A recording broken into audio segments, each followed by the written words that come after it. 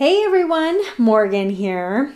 So, in today's video, I want to briefly talk about why women don't really feel comfortable being preppers. And I think there's a couple things going on here with the whole prepper community. One, men have dominated this community. Okay, if you think they haven't, open your eyes, okay? Because they have. This is a very small community and men have dominated it. And I think that more women are starting to get more involved. They're starting to feel more comfortable getting more involved because they see more women preppers out there. There's a reason that there are, websites dedicated to just teaching, just showing women how to survive and just showing women how to get outdoors and just showing women how to do these things, because women generally aren't really interested in the outdoor stuff. They're not interested in the camping and the hiking and the prepping stuff, and they're certainly not interested in like that tactical stuff, and all the outdoor industry stuff is totally dominated by males. It is. And the way that the industry has started to get more women involved is by color customizations, right? By putting pink on camo, pink on guns, things like that. I don't personally like that stuff, but it has actually garnered more interest from women. Women, love to customize stuff, so do some men, but, women in general like to really customize stuff. Oh, I can have a pink AR-15. Yay, I'll go shoot now, Sure. Does it seem kind of like petty? Maybe, but it gets them involved. And really, that's all I care about. If you want to have a pink multi-tool, then great. As long as you're carrying a multi-tool somehow, one of your kits somewhere, fantastic. Carry your pink multi-tool everywhere you go. I don't care. The color of these items, it doesn't matter. I get told all the time that prepping is a male hobby, and that my EDC and my preps and how I talk about prepping, it's very male. You looks male, but you're a female. What's going on with that? I've seriously gotten these messages, and the really, truly over-the-top ones, I always delete and ban almost immediately, as soon as I see it anyway. Because I am not going to perpetuate that in this community. I'm not going to let their comment spew into somebody else's mind and be like, yeah, he's right. No, he's not right.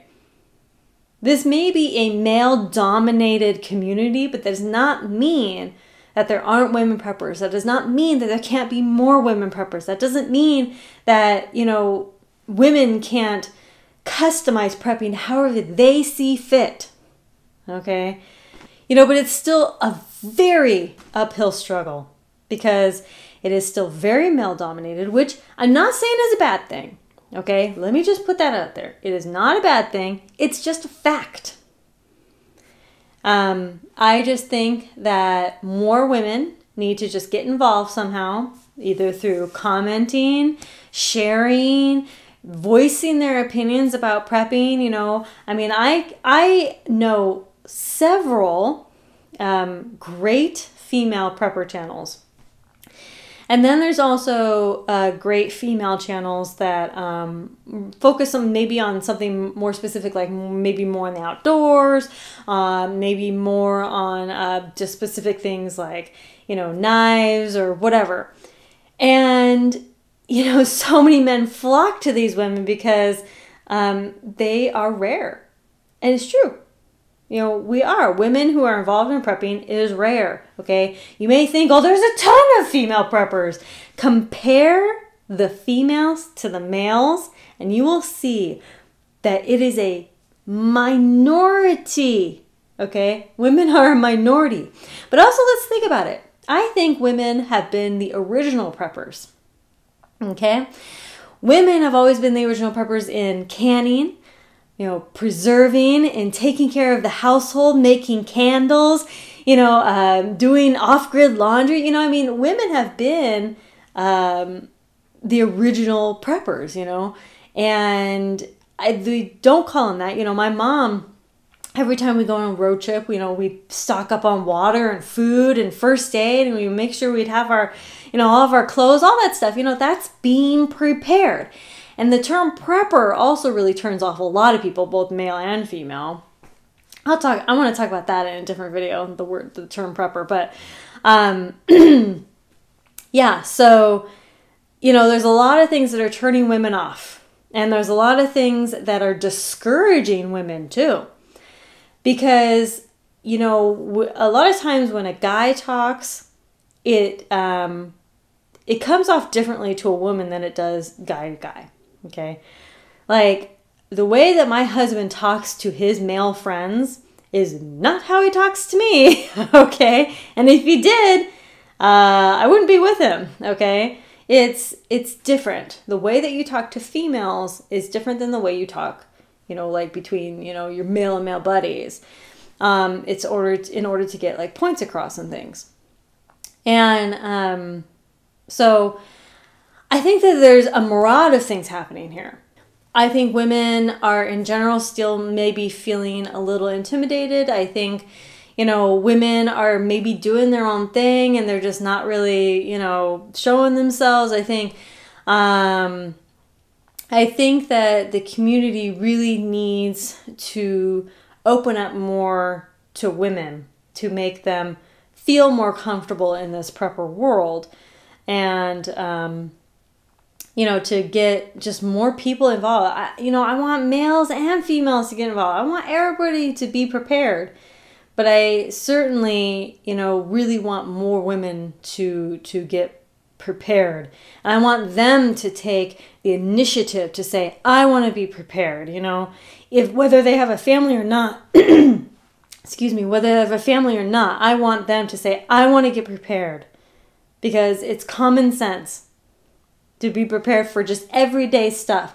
What am I going to carry in my purse? What am I going to carry in my backpack? What am I going to carry in my car?